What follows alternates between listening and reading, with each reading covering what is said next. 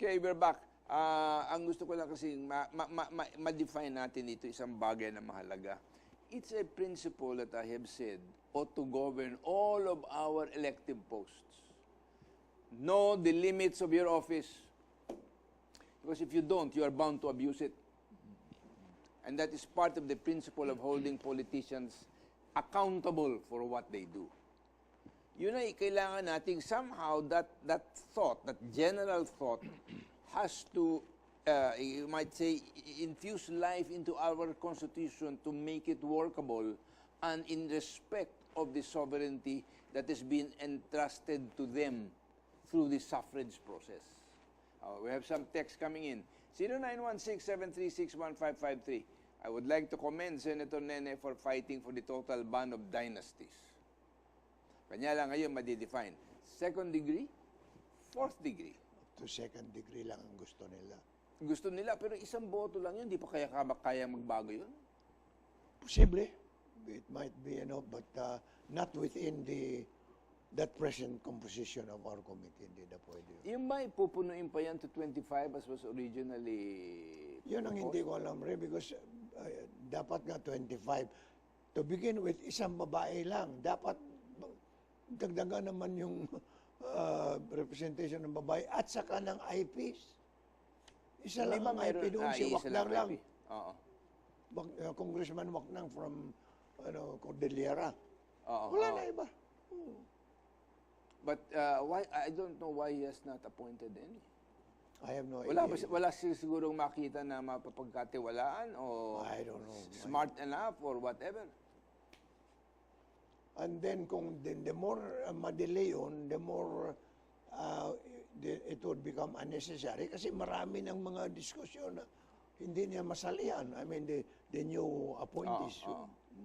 So, all right. So, what is the prospect in terms of your work here in this commission as you progress? Ano ba ang dumadating na mga issues? Well, we've already pointed out some issues that seem to be neglected and set aside, no? And I think that is wrong, no? That they've got to really deal with it. And this is where, how do you assess the commission?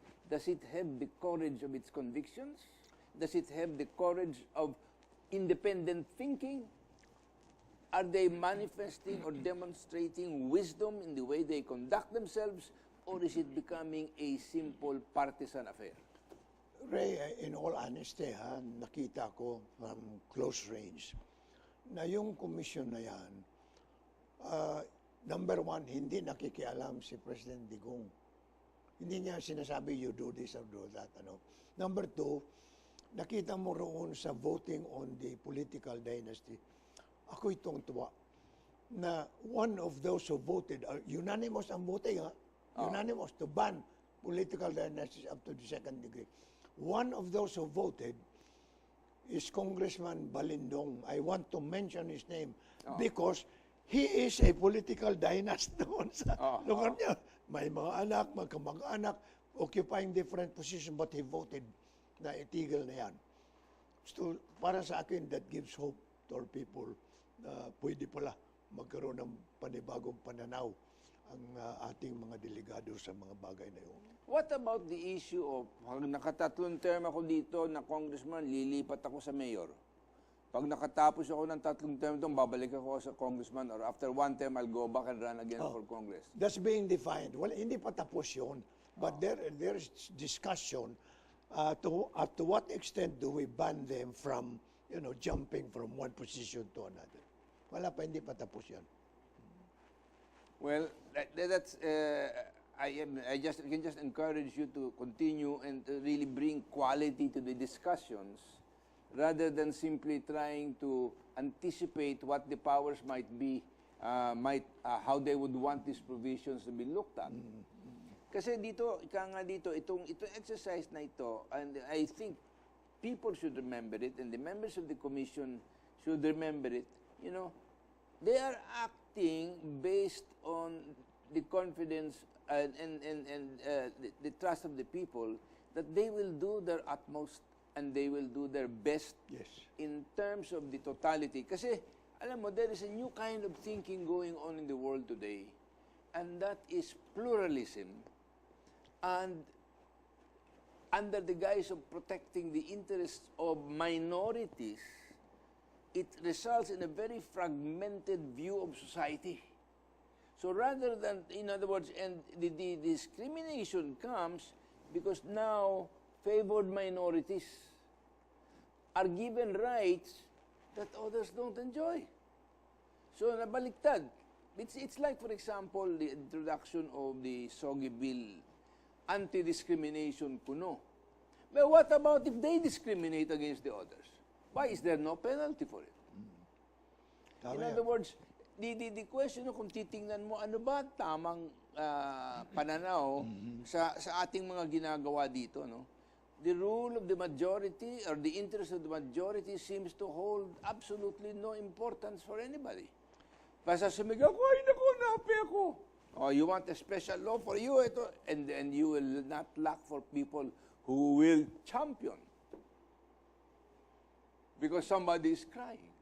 Kaya nga, Ray, more specifically, for example, in our case, we are advocating a Bangsamoro state where their culture and tradition will be fully respected.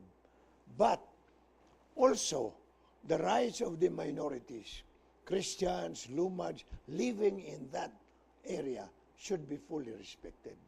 And whatever laws are passed for BBL or in the Constitution must make sure that that happens. Yeah, absolutely.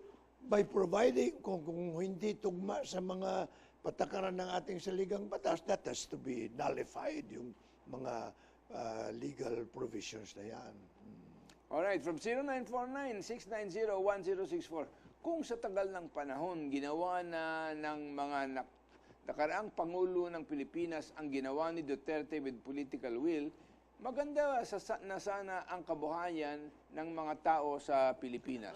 Alam po ninyo, sa akin kasi, 1 year is too soon to judge a 6-year term. Marami pang panahon ang dadating. And dito, kung titingnan mo ang 1-year kanyang report card, there are things that you can say that are good. Yeah. But I will not blind myself also to the things that he has not done. Correct. Or that he has done wrongly. In other words, kailangan babalansehin natin ang pananaw dito para makita doon. I am not against President Duterte. But what I am saying is, we have to look critically and carefully at the ideas and the actions. It's not something personal. It does not make him bad. It doesn't make him this or that or the other. But I hope we still have the ability and the right to dissent. Not only that, Or to disagree. gusto ko malaman ng mga taong bayan na tulad mo, kailangan magsalita sila kung tama ba o hindi tama ang ginagawa ni President Duterte. Karapatan ng taong bayan yon. Pero alam mo ang problema. Ang pagkakaunawa natin ng tiwala, mali. Ang pagkakaunawa natin ng tiwala, basta iiwanan ko sa iyo, bahala ka na. And that is the path to destruction. Correct. Absolutely. Kaya, Ewan ko, nag-iisa ba ako doon, Kuya? No. You are absolutely right. And I agree with you. Because nobody has a monopoly of what is right. Ang ibig sabihin, just because you're in power, ito, tama na ito, ha? Wag na kayong, tahimik kayong lahat. No, sir. Karapatan ng taong bayan na magsalita. You know, is that part of our hopefully coming maturation process? I hope In so. other words, ang problema natin ngayon, pag ako may sinabi that may differ from what you said, you take it as a personal insult or affront. Hindi tama yun. Hindi tama. Kaya nga, Ray, ang aking advice sa mga local officials, pag binabanatan kayo, sagutin ninyo yung banat na hindi tama yun. Huwag ninyo sagutin sa galit. Because the moment galit ang response mo, lalaki pa ang issue. And or the more there is a complicated. political saying na sa politika, ang mapikon ay talo. Di ba? In other words, If you you're lost not the argument. If you're not a warlord, you see, pag warlord ka, tahimik yung lahat yan. Hindi natin pabayaan yun. Okay. That do we want a country here na tamimi ang tao at hindi No. kumikibo. Dapat magsalita ang taong bayan. Yun ang gusto. Ayan, pakinggan niyo po si Kuya Nene sa kanyang sinasabi. At alam naman natin, alam mo, dami ng dinaanan ni Kuya Nene sa kanyang buhay na merong malagim at merong mga problemang malaki. Pero natuto siyang manindigan sa kanyang mga prinsipyo. Kung tayo naninindigan sa ating prinsipyo, walang maaaring pumula sa atin, sa ating pagkatao. Tama. Ito, pwede silang pumula, pwede silang mag-disagree sa iyong sinasabi, pero wala silang karapatan na paglaitan ka at sirain ang iyong pagkatao. Differ and disagree all you like, That's right. but learn to respect the person. But that works both ways, no? Yes. Not just with the people, but also with the political leaders. Of course. Dapat consideration, okay, meron sinabi ito, you don't agree, ikaw nandito. Tama. Point out kung bakit siya mali. Oo. That's Pero right. hindi kailangan na durugin yung Oh, yeah. pagkatao Absolutely. ng sino mang hindi. From 0912-255-7320, Sir Ray, tanong po sana kay Senator Pimentel, bakit niyo po gusto ng federalismo kung hindi ito hindi nito masosolve ang problema sa BBL? Mahihiwalay rin pala ang Mindanao sa Pilipinas. Hindi po. As a matter of fact, ang aking proposal na yung BBL na yan, isali na sa diskusyon sa federalismo. Ba't nila tinutulak sa Kongreso?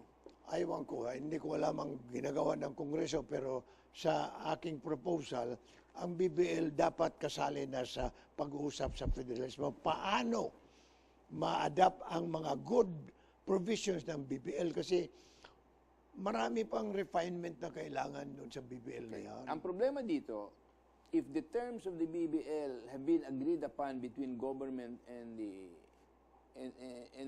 MILF, MNLF, or whoever is part of it, paano pag re-revisahin yan? Because ang position ko dyan, Ray, ganito. You can negotiate with rebuild, etc. But the result of your negotiations must conform with the Constitution. Meron bang Hindi po ganong pwede. proviso dun sa agreement? Alin? Meron bang ganong provision Wala, sa agreement? but the Constitution- Yun ang problema. No, but the Constitution governs the negotiations. In other words, wala namang sinasabi na kung if you are a negotiator of the government, you can negotiate kahit contrary to the Constitution. But that Hindi is po what pwede yun. the other side is saying. No, this is an agreement. You have to respect it.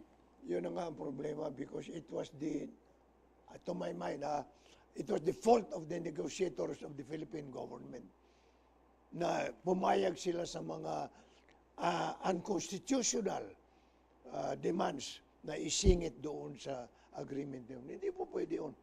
Well, of course, what they probably will try to justify it by saying, kasi kung hindi, gera eh. Kung ano, Kung hindi kami pumayag, de gera. gera.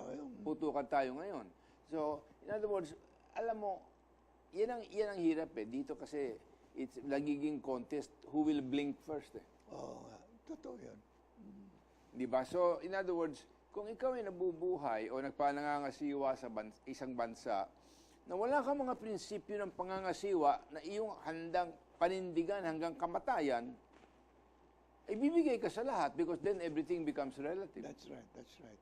Kung ano lang gusto ng to make it easy for you on the other side. Okay, we have to pause for a few reminders. We'll be right back.